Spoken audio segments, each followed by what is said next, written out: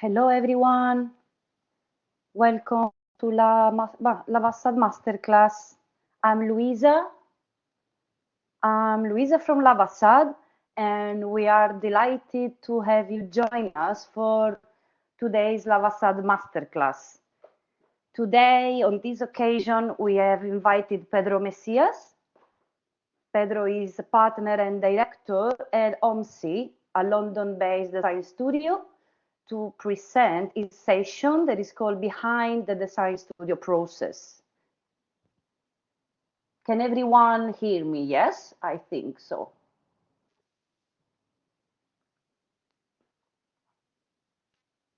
Great, thank you guys. So at the end of the presentation, we're gonna have a Q&A session. Feel free to turn on your camera, your microphone to ask questions, or if you prefer, type them in the chat on the right. Great, thank you. So before stepping into this interesting masterclass, please let's take a moment to introduce Labasad and what makes our learning experience unique. So at Labasad, we are very proud to be the only online design school that offers a 100% live format. This approach creates an immersive and interactive experience, making online learning as engaging as an in-person classroom. To give just a clearer picture of our impact, here are some key statistics about Labasad. So 94% of our students recommend Labasad. More than 4,000 students have studied with us, and more than 250 instructors.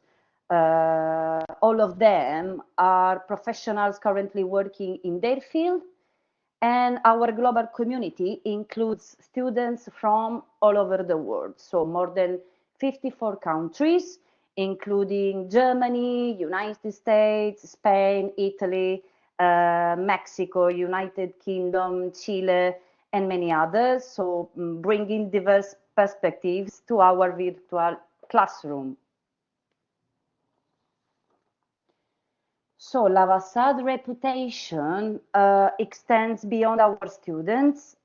We've been featured in Creative Boom, It's Nice That, and other leading design media. This publication highlights our innovative approach and commitment to fostering creative talent.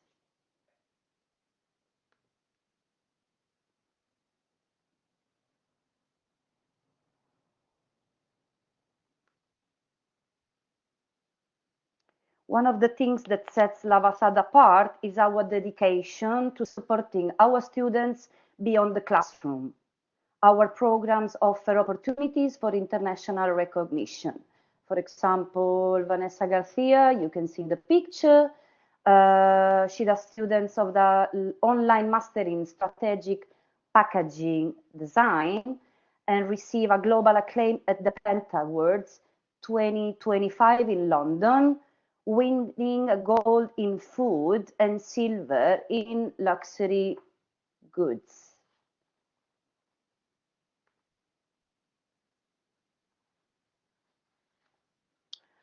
So, why study at Labasad? Here are just few reasons. First of all, our faculty consists of professionals from around the globe who bring a real world experience directly into the classroom.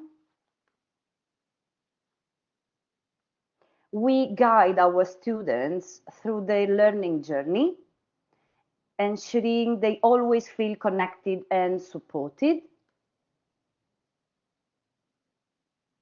And beyond the curriculum, students have access to different opportunities such as workshops, masterclass, different group follow-up sessions, participation in awards. Also, we got Labasad Live and any kind of networking.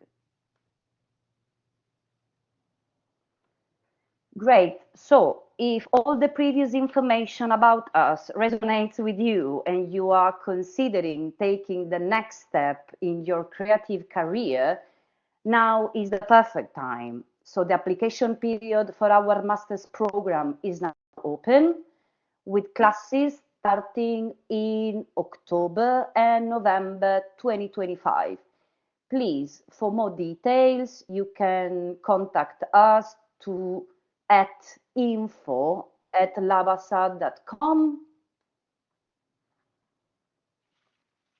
You got the details here, and you can also reach out to us via phone or social media. Please follow us on to see our student and instructor projects, as well as the last Labasad news and opportunities. Great, and now it's my pleasure to introduce Pedro Messias, partner and director at OMSE, a London-based design studio that creates simple and striking brands. So Pedro is originally from Brazil, and he has built an international career in New York, San Francisco, London. At OMSE, he has collaborated with global clients including Google, the Met, Bloomerang, and Uber. Today, Pedro will take us behind the scenes of a design studio, showing how a client brief is transformed into strategy, design, and final delivery. Through one of the OMSE's projects, Pedro will share the principles that guide their work, the methods they apply, and the lessons learned along all the way. So please enjoy the masterclass. Over to you, Pedro, and for any help, I'm here. Thank you, guys.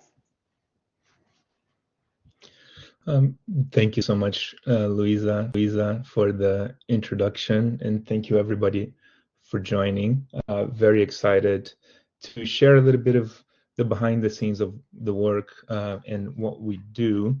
I'm a little bit of a boomer, so bear with me while I pull up my screen, but hopefully I can share our work in just a moment with you. Can everybody see this okay?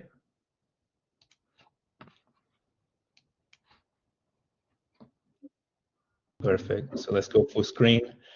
I'm going to turn my camera off to make sure that the visuals are front and center, and you guys can enjoy that. And I'll be back on at the end. But yeah, no, thank you again. And Lisa did a great job at introducing us. But obviously, we're OMSE, a brand design studio based in London. We've been going since 2016, so almost 10 years. Maybe watch out for our 10-year anniversary party next year, which we're starting to plan. And today what I would do, I would like to talk a little bit about kind of the studio, the team, and the way we like to think about the work. But as Luisa said, I'll take one project that we completed in recent years and explain the process so you get a little bit of a sense of how we tackle a brief and how we go phase by phase from that first moment that a client gets in contact until the moment that we deliver. Before I can chat a little bit about this, a little bit about me. Pedro Messias, I'm a creative director, as you can see over there. Enjoying like a fancy dress and a painting since the very beginning. Grew up in Rio de Janeiro, which is where I'm from originally, where my whole family is from. But then, kind of having grown up in a sunny, warm place by the beach, made a somewhat questionable decision to go to a very cold, less colorful place in New York, where I went to university. I attended SVA, the School of Visual Arts over there, which was a great kind of introduction to the world that I'm in now. So obviously, aside from being very cold and going to university, I also got my initial career experience. At first, doing a lot of freelance work straight after university, where I got to work with some incredible studios that taught me a lot, from Mother Design to Collins to MoMA Design Studio in Row & Co. until I found an opportunity at Wolf Olins, which is a branding agency based in New York and London, and I'm sure you might be familiar with their work. But again, it was a great introduction to the world of brand creation and thinking strategically about briefs, and really helping solve very large, complex problems at a global scale, and always trying to find those impactful solutions. I spent nearly 10 years at Wolf Olins between the New York, the San Francisco, and then eventually the London office. And in 2021, so about 4.5 years ago, I joined OMSE, which was started by my friend James Cape, who I actually met at Wolf Olins in New York. So a nice kind of way to reconnect with former colleagues. Of course, I'm here today on behalf of the studio, but obviously we have a pretty incredible team of 8. In addition to me, there's also, of course, my business partner, James Cape, who I run the studio with, and we kind of oversee everything in terms of future plans and make sure the projects are running smoothly. But of course, we have Selma and Vanessa, our incredible account managers, and as well as Kat, Jadzia, Ollie, and Kier are super talented and curious and creative designers who make it all possible. Before I share more of the work, just to share a little bit of some of the things that are kind of key to the studio and a bit of like some information about the studio. And we're actually going to start with a little very brief lesson in Swedish. This is pretty much all the Swedish I know, but James, my partner, actually kind of studied design in Sweden and was very inspired by their philosophy. And actually the words, the name OMSE for the studio comes from a Swedish word, OMSE, which is very hard to pronounce. And of course, so we shortened to OMSE to make things a little bit simpler. But what it means mutual or like-minded. And that influences a lot the way that we think about how we run our partnerships. Everything that we do is really based on that very strong relationship with our clients, with the artists and creatives that we collaborate around this sense of this mutual ambition to do something that feels different and feels exciting and that breaks the mold. So that's kind of like a little bit of like the ethos that guides us. Even though we kind of like butchered the Swedish language a little bit, we also decided that we wanted to butcher the Swedish characters. So we took the little umlaut, so the O with kind of the 2 dots above it, and we actually kind of brought it down to make a little a face without a mouth, which is our nice little stamp and icon to represent the studio. And like Luisa was mentioning, what we always strive to do is to create simple, striking brands. And this balance of creating something simple and striking shapes a lot of the conversations that we have internally, especially when we're beginning to explore any creative ideas. All the conversations that we have with the team are around kind of capturing these 2 attributes, essentially simple ideas that cut through and can be explained to a wide audience in an instant, but also combined with striking executions that leave a mark and feel memorable and that people emotionally respond to.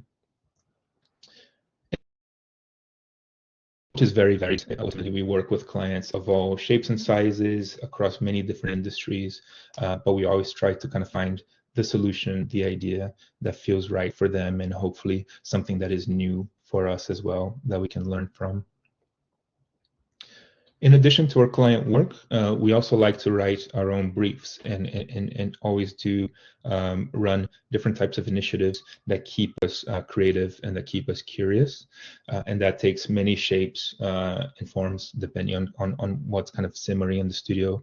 It can be series of workshop programs that we run in collaboration with events and universities. Obviously, some nice bits of merch and kind of like different studio activities, but as well as exhibitions. We've done a couple, one which was more around creating AR experiences for people, one in which we kind of entered the world of product design, creating an exhibition of 24 clocks with 24 of our favorite artists to raise awareness for different production methods that are coming out at the moment.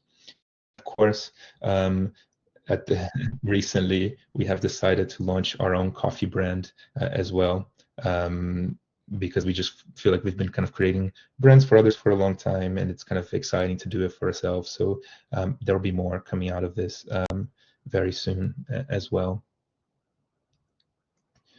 So that's a little bit of like an information of the studio and the behind the scenes and how we think. But then I'll focus the rest of the session now on the way we work, and I'll do that by showing the process that we went through for a project for a brand called Otherbox. Otherbox is a brand for a cause that's trying to create positive change within society. What they are and what they do is a platform, an education platform for diversity, equity, and inclusion. If you've been following the news, you know that it's very much under attack at the moment. Some nice people out there like Donald Trump are big haters of the cause, which probably justifies the importance that it has at the moment. But what they do essentially, they work with organizations and individuals to educate on more inclusive and more representational language and behavior to generate that sense in society. A big problem that they have is that they're looking like this, and what this looks like ultimately, it's like those boring HR courses that you have to do when you work somewhere, and then your boss tells you to do it and you don't really want to. It doesn't look exciting, it doesn't look engaging, and so they needed to do something that would make people really pay attention, really stop and look and engage with the content. And this is where we joined. To tackle the problem, any project that we do, we usually have 4 key phases. Sometimes there's different steps within each one, but we always follow the sequence of going from strategy to then developing design concepts, to then do a further development and refinement until we then deliver the project to the client. And I'll give you a little demonstration of what we mean by each of these phases. So starting with strategy, what it really that is us trying to answer the questions like, why do we exist? Why does this company exist? If they weren't around, what would we miss ultimately? And that's not really related to commercial goals. Obviously, that's part of things that we care about, but we really care about a bigger purpose in the world. It's a phase that involves like lots and lots and lots of conversations and questions and research in which we start to kind of have a play around, mostly with language, not so much visuals at this stage, to really define what the company is about, where does it exist in the market, why is it important, what part of the cultural zeitgeist are we pulling from. And it starts to give shape and give parameters to a project that will help us make design decisions later on, and hopefully will lead us to do something that feels much more impactful. This is a summary of one of the presentations that we have at the stage, where we're essentially creating this dialogue with our clients. So at this stage, a lot more words than visuals, really.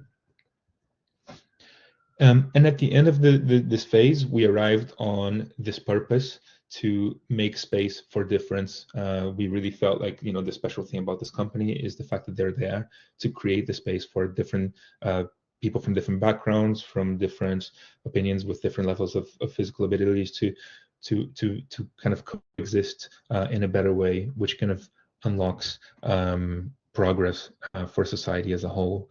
And the vision is ultimately to create a world that leads with love, so that every leader of every organization can create a loving space where people can feel like they belong.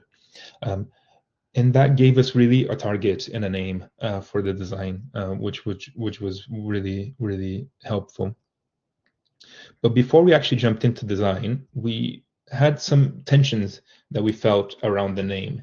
So even though it's not necessarily one of those 4 phases that I mentioned first, actually we added a little 1.5 phase in there where we wanted to talk to them about the name.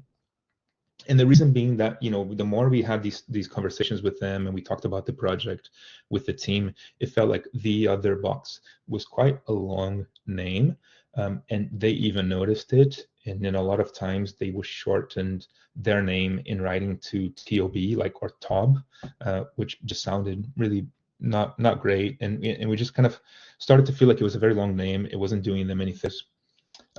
We're also kind of nerdy designers, so we're also looking at how the letters stack, and just that the on top of each other wasn't looking great. And we felt like we so we called our friend Justin Timberlake, and we asked for some support in this case, and we took inspiration from when Justin essentially renamed Facebook, if you remember the film, from dropping the Facebook to just Facebook, and we used it as a reason as a motivation rather to help them evolve the name into something simpler. And luckily they really kind of got excited about that, and so we could go over all our documents at the time and do a big find and replace search to go from The Other Box to simply Other Box, which again was really helpful when we got to the design concepts, which is the next phase that we explored. One thing that is worth mentioning for us as well is when presenting concepts, it's a lot of conversation. It's a conversation that we have a lot with independent designers in different studios, and everybody has an approach. But at that concept stage, we're very firm about presenting only 2 routes and no more, with multiple touch points, because we feel like it's enough to really test with conviction what feels right, and it allows us to go deeper into each idea, each concept, so that we can really stress test it and make sure that it works well. And we can have a presentation that is quite extensive and that really thinks through each concept in detail. And again, this is a snapshot of what that whole presentation looks like. But just going into each of the concepts that we present, again, everything is very much based around that strategy that I was talking about, and the positioning that we agree with the clients in strategy and inspired by them. And so the first route, we called it Amplify Your Voice. We wanted this brand to be all about kind of representing people, giving voice to people that aren't usually heard. And we were very inspired by this model that they have for the impact of their work, that they were calling this ripple effect, which is that if you change your behavior or the way you act, you might start to kind of like have an impact on the people that you interact with most. Imagine kind of the people that you live with, the people that you work with, the people that you study with, you see on a day-to-day basis. And then hopefully that can have a ripple effect where by you having a positive impact on them, they can have a positive impact on the people around them, and so on. And so we were very inspired by this notion of amplification that could come from this.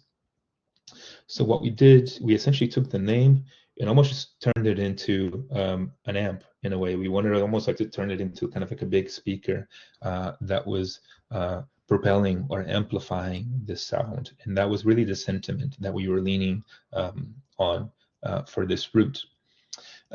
And what was really nice about that is that you almost have this kind of like sound wave motif that we can start to use in animation to talk about how to introduce like text and different behaviors that could activate this brand identity.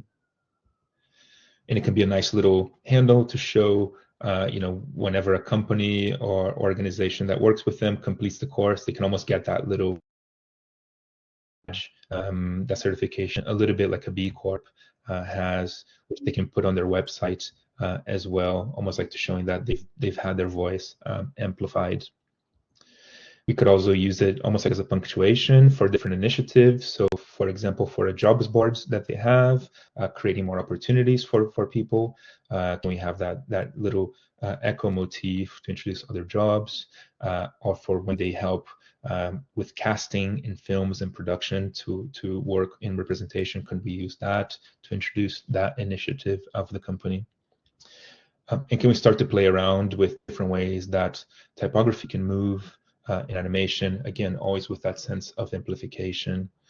And similarly, for images in transition, a lot of what they do as well, a lot of the courses that they offer are also available as video courses. So could we start to kind of play around with like how that amplification can start to exist as moving image? And even when you go to the website, could that sense of amplification kind of work in scrolling behavior? So as you're navigating the content and what they do, could you almost have that sense of this kind of like projection coming through in the way that the images are laid out and the interaction behavior can come together? And bring this all together, we can start to create some really interesting video content that they can use to introduce their presentations for different organizations.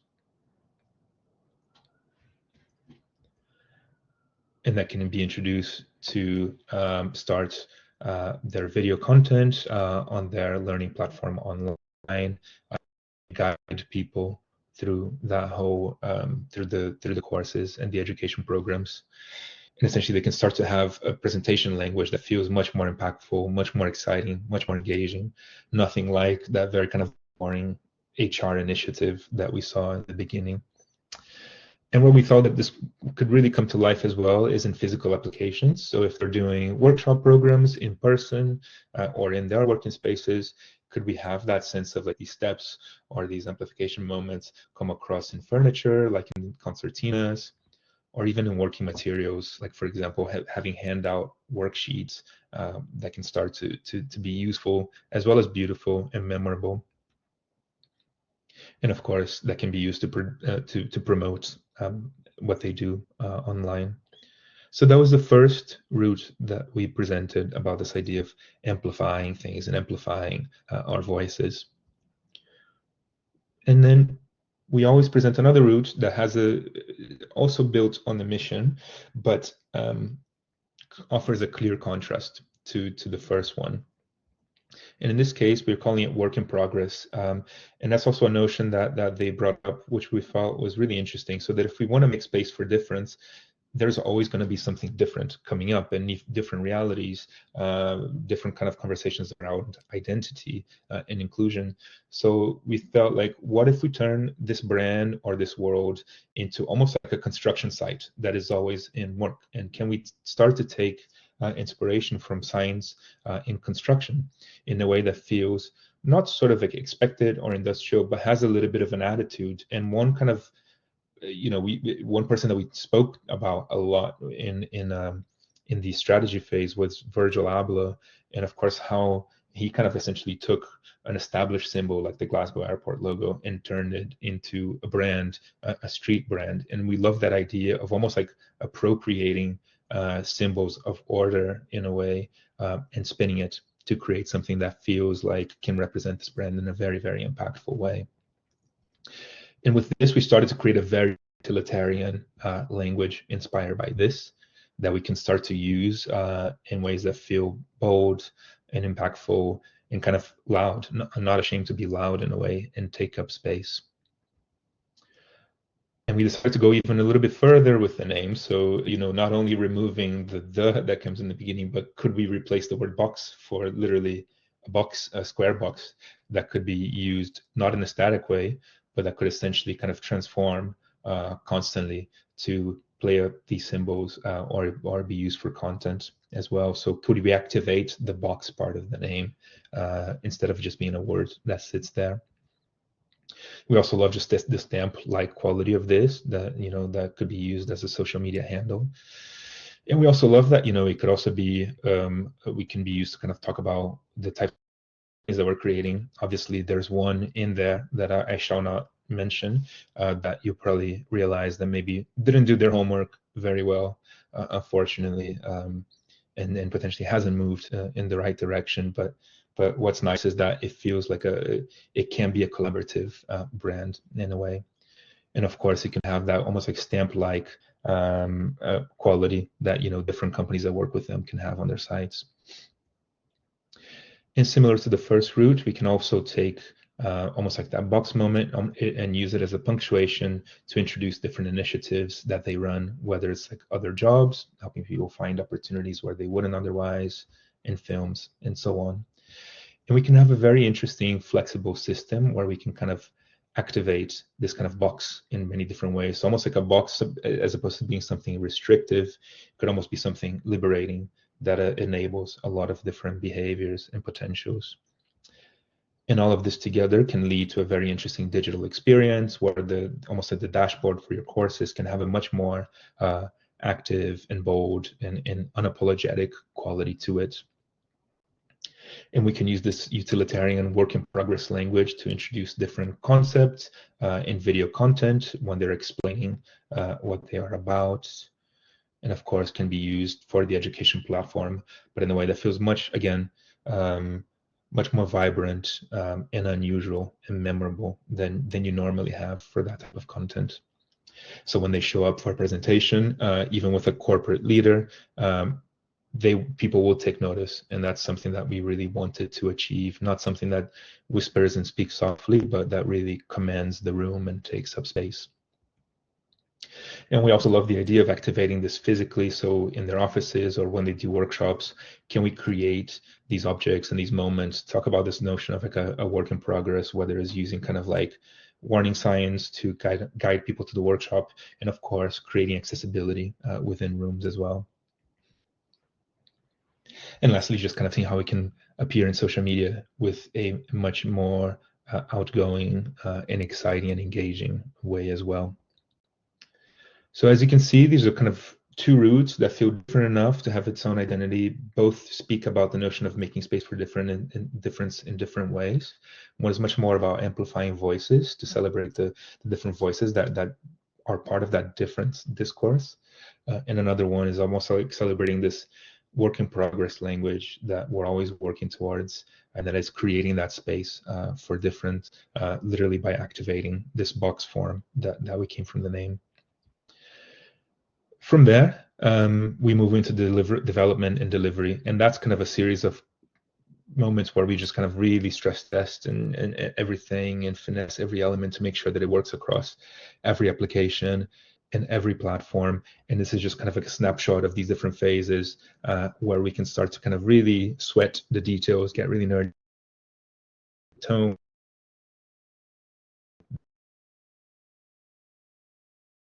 being picked and make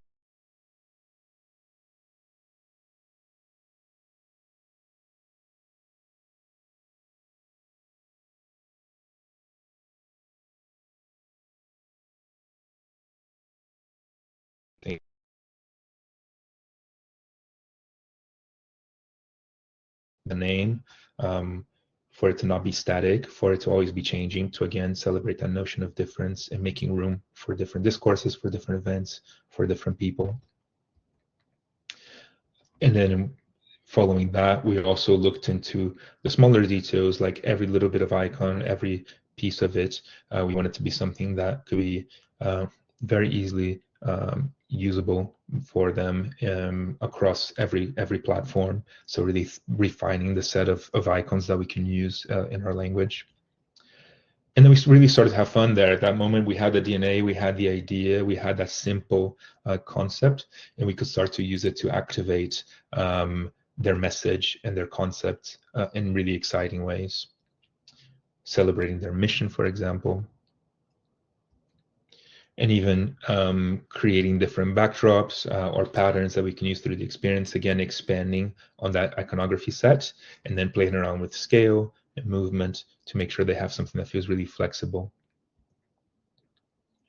And you can see it all coming together there to show how they can guide people through the education programs and the courses as well, through some of these video transitions, but of course through the platform.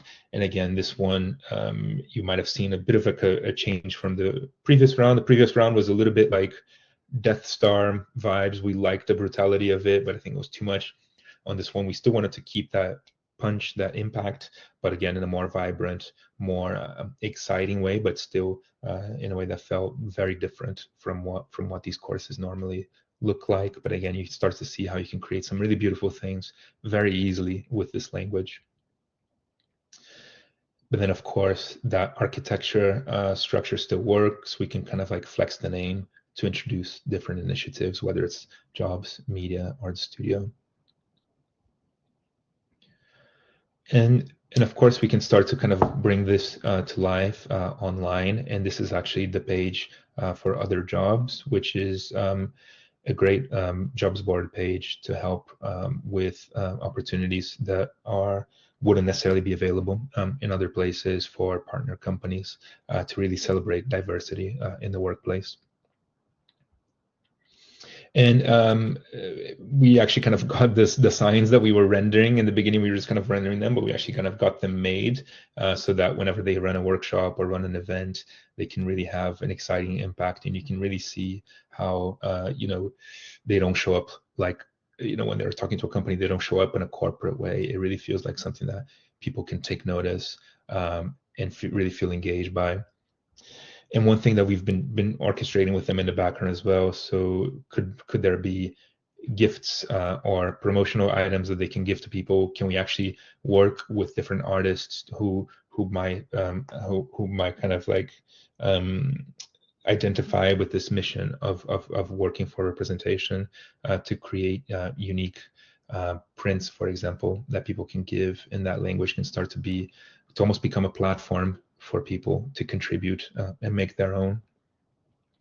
And of course, as you've seen, there's a lot of like beautiful kind of like visuals and photos and things digitally, but I think that part of refinement and delivery is also quite hands-on as well. So there's a lot of kind of like working with a very interesting discovery of actually kind of like working with sort of like suppliers of like road sign and construction signs and kind of like warning signs to actually get them made. Getting a little bit DIY ourselves. We're very lucky. Our studio is just above a street art gallery, so we were able to do a lot of spray painting downstairs, which was really helpful. And we got these really beautiful signs made. You can see our 3D designer Matt, who was working with us at the time, sitting alongside something that he had originally made digitally. But that's a little bit of an overview. There's a lot of like essentially kind of like conversations that lead to a very clear strategy and positioning, so we can have that very strong and simple meaning and target that we're aiming towards. And from there is all about kind of translating it visually into two concepts that we feel that capture that with confidence and really bring it all together.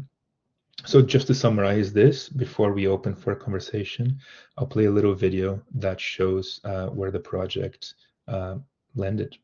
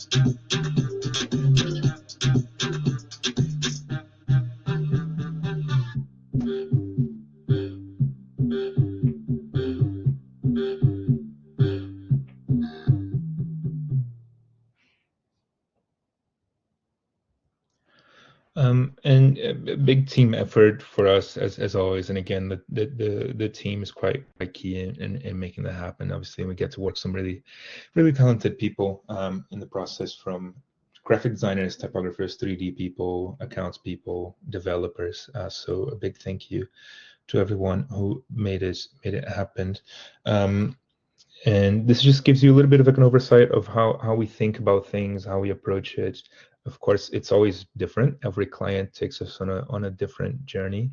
But what we always try to do, like I mentioned, is form that really strong partnership that makes it make sense, and always try to do something that feels simple and striking.